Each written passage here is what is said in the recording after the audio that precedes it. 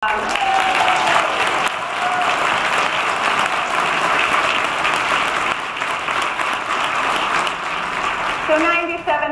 of people in the country agree with this, and I think it closes some gun show loopholes. My father is a gun dealer and can tell you about those loopholes, so I think it's good to close those.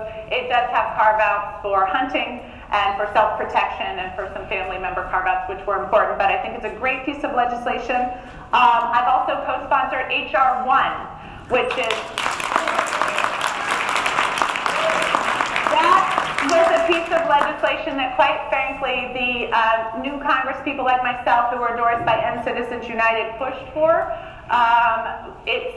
It was what we call a little bit of Christmas tree legislation, so we were working through what all was in the legislation. They kept hanging new pieces on it, but we've got some great stuff that is going to help provide more transparency in finances for campaigns, as well as some voting rights, which, of course, in New Jersey, we've really expanded voting rights here, but we've seen in Georgia they're rolling back voting rights, and we've seen the problems in North Carolina as well. So I think it's a very important piece of legislation. I've also co-sponsored TFFA. No claps for that? No, I'm kidding.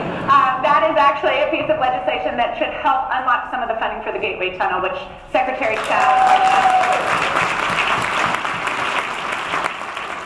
I co-signed the Coast legislation, which prevents offshore drilling in the Atlantic and the Gulf.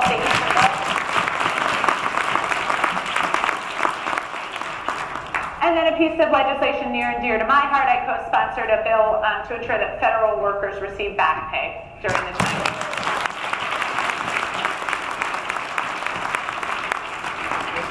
So that's what I've been doing. I want to get to questions because, as I said, I think in a democracy, it's so critically important that you know what I'm doing and I hear from you about what you need me to be doing. So I think without further ado, we'll get into your questions and go from there. So thank you so much.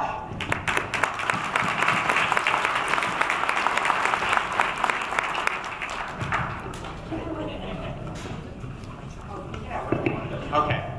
Hi, Mikie, and welcome back. Thank you. As a former federal employee with 34 years of federal service, I was appalled by what happened. I experienced the furlough myself in 1996. And I think you alluded to some legislation. What legislation can we look forward to in the future to prevent this from happening again? Thank you. I think that's a great question. So we have several pieces of legislation that are percolating in both the House and the Senate to prevent this from happening again. There is some legislation that would have us move into a continuing resolution with certain mileposts that would then start cutting off pieces of the budget until we passed a budget. There's legislation that would keep everyone paid except for members of the House and the Senate. I actually totally agree with that, and members of the executive branch. Which I think would align the incentives a little bit better. As you may have seen, I refused my pay during this period while federal workers weren't getting paid. And so these are pieces of legislation that are coming up. The Speaker of the House has said she's interested in the type of legislation because we have seen these kind of rolling shutdowns now. And I'll tell you something that was really heartbreaking to me. A lot of people join government service, as you know, because they want to serve their country and because it provides some job security, not because they think they're going to be a millionaire, right?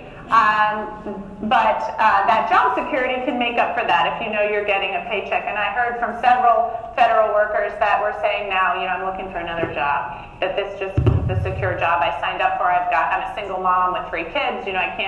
I can't keep going through these shutdowns. I had one person in charge of some of our federal workers say, I've told people this is the new normal, and I thought this can't be the new normal.